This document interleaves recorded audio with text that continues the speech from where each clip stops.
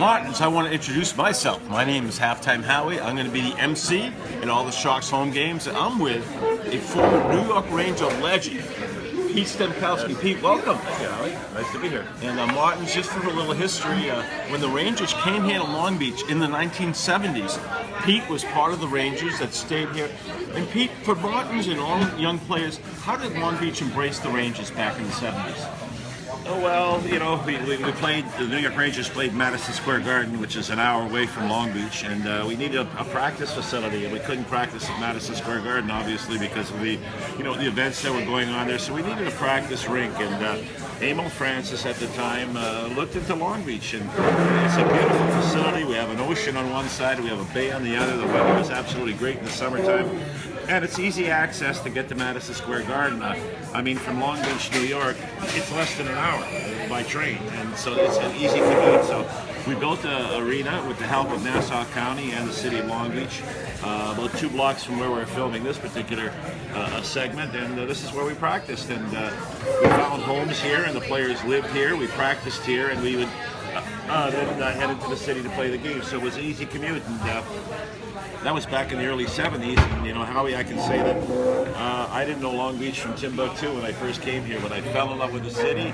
I found a lady that I got married to. I have a couple of children that still live in the area. So I came to Long Beach not knowing anything, fell in love with it. And so when it's like 40 or 45 years later, I'm still here in Long Beach, New York. Stemmer never left. And for a young player like Martins coming to Long Beach, I can't think of a better community, because like this organization, the Waterfront Warriors, it's so atypical of Long Beach. It's an organization that reaches out to veterans and brings them to Long Beach and gives them an amazing experience for a whole week. And it's part of the culture here in Long Beach that it's not only a great place to play hockey, but it's especially for a young person, it's a great place to live because the community will embrace you.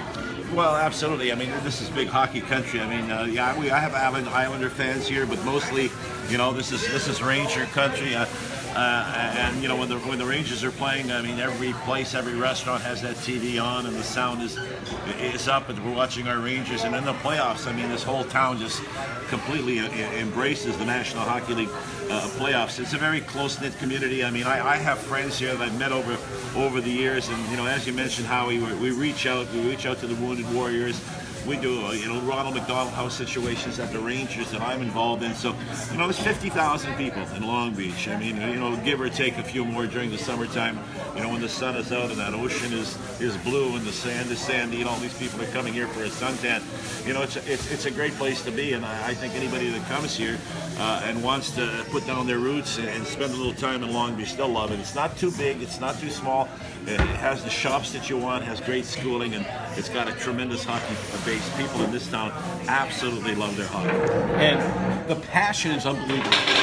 I'm going to ask you, on a weekly basis, Stemmer, how many people come up to you and still talk about your third overtime goal that beat the Blackhawks? How many times do people say, "Thank you, Stemmer, I'll never forget your overtime classic against the Blackhawks"? Yeah, well, that was back in 1971. So here we are in 2016, and there are people that still tell me what they were doing. That there was most of the people tell me that on that day, on late April 1971, it was a school night. So parents would say, "You got to go to bed," and people were listening on their transistors in their bed. And I remember that game, it ended somewhere after midnight, and we stayed in the city a little bit. Then we came back here to Long Beach, where there was a very good friend here that actually kept his restaurant open at 2 o'clock in the morning. And we came in and we were hungry. I mean, you know, we were dehydrated, and we had played 4 hours with someone, so they kept it open for us. So that was an experience that brought Long Beach close to me. And you know, as I said, I've been here ever since. I've gone away for spells to different work for different teams in the NHL, but I've maintained Long Beach as my home. I love it here, and I don't plan on moving in the distant future. And Pete, lastly, I can say this. Ever since I met Jim Lockman, the owner of the Long Beach Sharks, the response from Long Beachers has been off the charts. People are coming up to me, "When can I get tickets? Can I purchase season tickets?" we're getting invited to events. We've got the Waterfront Warriors, the Long Beach Chamber of Commerce invited us to an event, the Landmark Association. People are so excited. They love their hockey here in Long Beach. Yes, they do. And I'll say this, Howie, I would not get involved with something unless I had, I explored it, looked into it.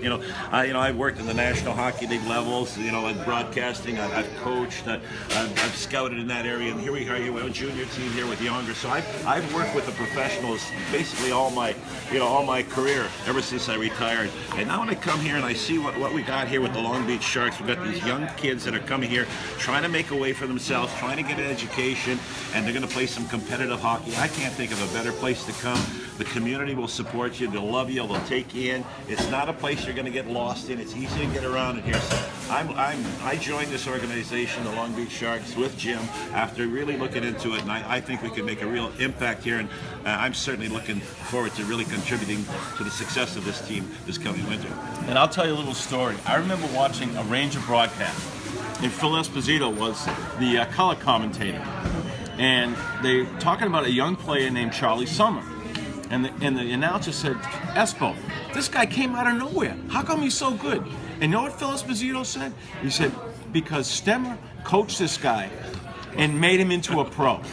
And that's what Stemmer could do with some of these great young talents. Yeah, well, actually, it's Charlie Simmer, but you're close enough. He's, I was coaching in Springfield, and I had him from the beginning of the season. And Charlie Simmer, who played on the Triple Crown line with the Los Angeles Kings, with Marcel Dion and Dave Taylor. I mean, that was a line, Howie. I mean, outstanding line. Almost like a gag line that you played with. And I had him for about 4 months, and they said, look, we want Charlie Simmer, has to come from Springfield to the Los Angeles Kings. We need him for a few games to fill in while the guy who's injured, he'll be back in 4 or 5 days. Well, I never saw him again. He went up there, so he was one guy that I took by the hand and kind of showed a little bit.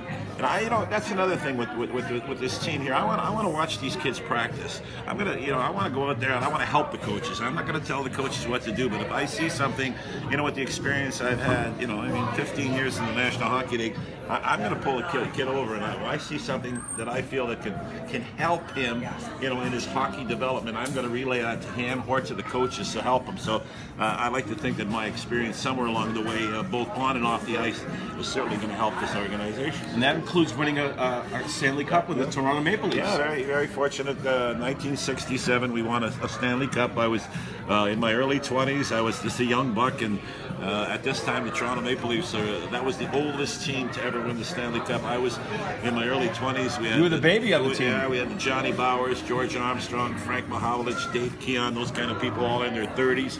So I didn't really say too much, didn't have too much in common. But, Toronto has not won a Stanley Cup in 50 years. So I kind of like to say, hey, when they did eventually trade me to the Detroit Red Wings, they made a mistake, tongue-in-cheek, obviously. But that's certainly a great thrill that anybody who plays the game and wants to move up, wants to win a Stanley Cup. And for myself, I'm very fortunate that I was able to win one Stanley Cup. Ranger legends, Pete Stemkowski, Stemmer, thanks for joining us. And Martins, we hope that you come to Long Beach. You're going to love playing for the Sharks. You're going to love the Long Beach community, and you're going to have the wisdom of a Ranger legend, Pete Stemkowski, with you every step of the way. Welcome to Long Beach.